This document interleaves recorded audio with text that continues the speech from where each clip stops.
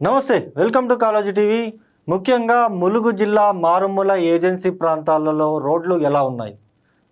తెలంగాణ ఛత్తీస్గఢ్ రాష్ట్ర సరిహద్దుల్లో పూర్తిగా కూడా ఇటు వాహనదారులు కావచ్చు, ఇటు ప్రజలు కావచ్చు, బస్సులో ప్రయాణించే వాళ్ళు కావచ్చు, లేకపోతే ఎవరైనా సరే ప్రయాణికులు తీవ్రంగా కూడా ఇబ్బందులు ఎదుర్కొంటున్న పరిస్థితి ఉంది. దీని మీద కాలేజీ టీవీ మీకు పలుసార్లు అయితే కథనాలు అందించిన పరిస్థితి ఉంది. దీనికి సంబంధించి ఇటీవల కాలంలో దాదాపు చాలాసార్లు కూడా ఇటు ఆదివాసీ సంఘాల నాయకులు కావచ్చు, లేకపోతే సిపిఎం పార్టీ నాయకులు కావచ్చు, లేకపోతే బీఆర్ఎస్ పార్టీ నాయకులు కావచ్చు, దాదాపు 3 సంవత్సరాల నుంచి కూడా రోడ్ల పరిస్థితి అయితే అధ్వానంగా ఉందంటూ కూడా అక్కడ ఉన్నటువంటి ప్రజలందరూ కూడా ఆగ్రహం వ్యక్తం చేస్తూ ఉన్న పరిస్థితి అయితే అక్కడ నెలకొంది.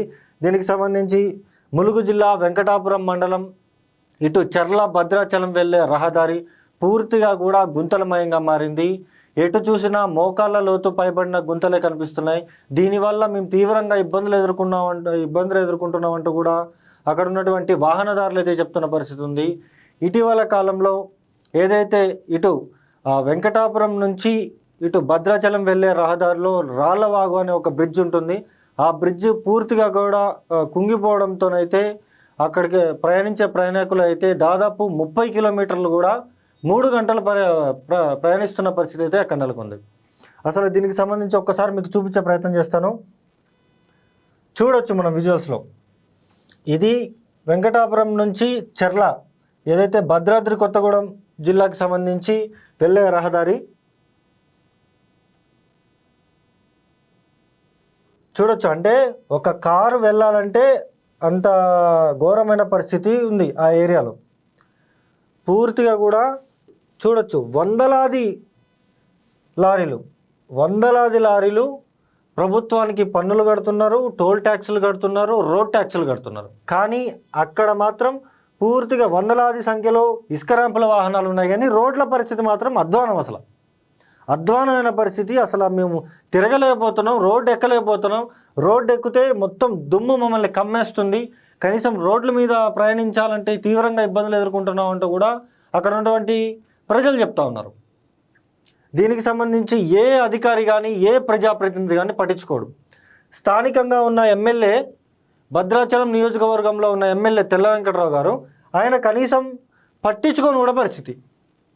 దాదాపు 2-3 సంవత్సరాల నుంచి కూడా ఇదే పరిస్థితి అని చెప్పేసి అక్కడ ఉన్నటువంటి ప్రజలు చెప్తా ఉన్నారు. నేను కూడా గ్రౌండ్కి వెళ్ళాను, 2-3 సార్లు వార్తలు చేశాం. అదిగో ఇదిగో వార్తలు చేసినప్పుడల్లా అదిగో ఇదిగో అని చెప్పేసి చెప్తా ఉన్నారు. ఆ బ్రిడ్జు పూర్తిగా కూడా అలా ఉంది. దాన్ని ఆపేసి, దాని మీద నుంచి ఎవరు ప్రయాణించకుండా ఆపేసి ఆ బ్రిడ్జిని పక్క నుంచి ఒక దారి ఇచ్చిండ్రు. ఆ దారిలో ఈ హెవీ లోడ్స్ ఉన్న వెహికల్స్ అయితే ఎక్కలేని పరిస్థితి, ఎవరు తిరగలేని పరిస్థితి. వస్తుందేమో వర్షాకాలం వస్తుంది. 3 నెలల్లో కంప్లీట్ చేస్తామని చెప్పేసి ఆర్ఎంబీ శాఖ అధికారులు చెప్పారు. ఒక భద్రాచలం వెంకటాపురం రైదాట్లో ఏకన్నగూడెం దగ్గర హై లెవెల్ బ్రిడ్జిలోని ఒక స్పాన్ కుంగిపోయింది. అందువల్ల ఈరోజు అనగా ఈ ఆర్ఎండ్బి నేను పరిశీలించడం జరిగింది. మార్నింగ్ వెళ్ళి ఇప్పుడు మరి భారీ వాహనాలకి ఆటంకం జరిగింది. అయితే ఏంటంటే చిన్న వాహనాలు పోవడానికి ఎలాంటి ఆటంకం లేకుండా పోతున్నది. దీనికి కూడా ప్రత్యామ్నాయంగా ఈ 3 డేస్లో డైవర్షన్ రోడ్ సైడ్ డైవర్షన్ చేసి పంపిస్తాము. అంతేకాకుండా పర్మనెంట్గా రిపేర్ కోసం అంచనాలు వేసి గవర్నమెంట్కి పంపిస్తాము. పంపించిన తర్వాత 3 మంత్స్లో కూడా అవి కంప్లీట్ చేయడం జరుగుతుందని తెలియజేస్తాం. అంటే 3 నెలల్లో కంప్లీట్ చేస్తామని చెప్పేసి అధికారులు చెప్పారు. 3 నెలల్లో కంప్లీట్ చేస్తామని చెప్పేసి అధికారులు చెప్పారు. ఏంటి బ్రిడ్జ్ కనీసం ఇప్పటికి 6 నెలలు గడుస్తుంది. ఎవ్వరూ దాని మీద పట్టించుకోవట్లేదు. ప్రయాణించే ప్రయాణికులు అయితే అసలు ఆ రోడ్డు గుండా వెళ్ళాలంటే ఒక అంబులెన్స్ కానీ లేకపోతే ఇటు స్కూల్కి వెళ్ళే పిల్లలు కానీ కాలేజీకి వెళ్ళే పిల్లలు కానీ తీవ్రంగా ఇబ్బందులు పడుతున్న పరిస్థితి. 30 కిలోమీటర్లు దాదాపు గంటన్నర 2 గంటలు ప్రయాణం చేస్తున్నామని చెప్పేసి అక్కడ ఉన్నటువంటి ప్రజలు చెప్తా ఉన్నారు. దీనికి సంబంధించి ఎవరు పట్టించుకోరు, మంత్రి గారు పట్టించుకోరు, ఎమ్మెల్యే గారు పట్టించుకోరు. ఎమ్మెల్యే గారు కనీసం ఆ రోడ్డు గుండా రారు, ఆ నియోజకవర్గంలోకి వెళ్ళాలంటే పక్కనున్న ములుగు జిల్లా ఎటునగరం నుంచి వస్తారు. ఏం పాపం చేసినారు జనాలు, మీకు ఓట్లు వేసుకొని పాపం చేసినట్టు అయింది. చూడొచ్చు, అంటే బస్సులో ప్రయాణించే ప్రయాణికులందరూ దిగి నడిచి ఆ బ్రిడ్జ్ దాటి తర్వాత బస్సు ఎక్కాల్సిన పరిస్థితి. అసలు బస్సు డ్రైవర్లు అయితే అసలు ఈ రోడ్డు గుండా మేము ఎందుకు డ్యూటీ చేస్తున్నామని చెప్పేసి బాధపడతా ఉన్నారు వాళ్ళు. కనీసం ఆలోచించుకోవాలా, ప్రజలు మనకు ఓటేసి గెలిపించుకున్నారు కదా, కనీసం వాళ్ళకి ఎంతో కొంత మేలు చేయాలని ఆలోచించాలా. అంతేగాని ఎవరెటు పోతే నాకే అన్న తీరులో ఉంటే వచ్చే ఎలక్షన్లో జనాలు మీకు సరైన బుద్ధి కూడా చెప్తారు. ఆ బ్రిడ్జు పూర్తి చేయలేదు, ఆ రోడ్లు పూర్తి చేయలేదు. రోడ్లు చూడొచ్చు, రోడ్ అయితే ఘోరమైన పరిస్థితి. ఎక్కడికక్కడ అవి ఇసుక లారీలు దిగబడిపోతున్నాయి. అసలు మొత్తం ట్రాఫిక్ జామ్ అవుతుంది, ఏం చేయలేని పరిస్థితి. ఏం పట్టించుకోరు. ఎందుకనేనా ప్రజలు మీకు ఓట్లేసి గెలిపించుకుంది. దీనికి సంబంధించి ఒకసారి అక్కడ సిపిఎం పార్టీ నాయకులు ఉన్నారు, ఒకసారి మనం మాట్లాడే ప్రయత్నం చేద్దాం. వాసు గారు నమస్తే అండి. నమస్తే సన్ని గారు, చెప్పండి. వాసు గారు, ఇప్పుడు ఈ ములుగు జిల్లా వెంకటాపురం నుంచి ఇటు చెర్ల భద్రాచలం వెళ్ళే రహదారి ఉంది కదా, దీనికి సంబంధించి మీరు గతంలో పోరాటాలు చేసిన పరిస్థితి ఉంది, ఎమ్మెల్యేని అడ్డుకుంటున్న పరిస్థితి ఉంది, రాస్తారోకోలు చేసిన పరిస్థితి ఉంది, ధర్నాలు చేసిన పరిస్థితి ఉంది. దీని గురించి ఏం చెప్తారు అసలు? బంగారు తెలంగాణలో ఆ పనులు ప్రారంభమయ్యాయి. ప్రజాపాలనలో కూడా ఇంతవరకు కూడా ఆ పనులు పూర్తి చేయలేదు. ఈ 35 కిలోమీటర్ల రోడ్డుని నిర్మించడానికి 3 ఏళ్లు పడుతుంది. ఇంకా పూర్తవుద్దని ప్రజలు ఎదురు చూసి అనేక సార్లు ఆందోళన కార్యక్రమాలు చేయడం జరిగింది. ఇప్పటికి ఈ ప్రాంతం అంతా కూడా జిల్లా కేంద్రానికి మారుమూల ప్రాంతం. వైద్య సేవల కోసం భద్రాచలం వెళ్ళవలసిన పరిస్థితి. ఆ నేపథ్యంలో 40 కిలోమీటర్లు దాటడానికి ప్రజలు సుమారు 4 గంటలు పడుతుంది. ఒకవైపు రోడ్డు బాలేక, రెండో వైపు కూడా ఈ జిల్లాలో అత్యధిక ఇసుక ర్యాంపులు ఈ ప్రాంతంలోనే ఉన్నాయి. ఈ లారీలు రావడం వల్ల కూడా ప్రయాణికులకి చాలా అవస్థలు పడుతున్న పరిస్థితి ఉంది. కానీ దీనికి త్వరగతిగా చేద్దామన్న ఆలోచన గత ప్రభుత్వానికి లేదు, ఇప్పుడు వచ్చిన ఈ ప్రభుత్వానికి కూడా ఉన్నట్టు కూడా కనిపించట్లేదు. ఈ ప్రభుత్వం కూడా 6 నెలలు అవుతుంది. దీనికి సంబంధించి అనేక సార్లు అధికార పార్టీకి చెందిన ప్రజాప్రతినిధులకు కూడా సొంత పార్టీలు చెప్పారు, ప్రతిపక్ష పార్టీలు కూడా దీన్ని తీసుకెళ్ళినప్పుడు కూడా పట్టించుకున్న దాఖలు లేవు. ప్రధాన కారణం ఏంటంటే దీన్ని ఎవరైతే కాంట్రాక్ట్ చేస్తున్నారో ఆ వ్యక్తి కేంద్ర ప్రభుత్వంలో పలుకుబడ్డ వ్యక్తి, గత ప్రభుత్వంలో కూడా ఎమ్మెల్యేగా వ్యవహరించిన వ్యక్తి. దానివల్ల కూడా దీనిపై అధికారులు చర్యలు తీసుకుంటానికి కూడా సుమూహంగా లేరనిపిస్తుంది మాకైతే. అంటే గత ప్రభుత్వంలో ఉన్న వ్యక్తి అంటే దీనికి కాంట్రాక్టర్గా వ్యవహరిస్తున్నారు, అందుకనే ఎవరు పట్టించుకోవట్లేదు అని చెప్పేసి అంటా ఉన్నారు మీరు. అంతే కదా. అంటే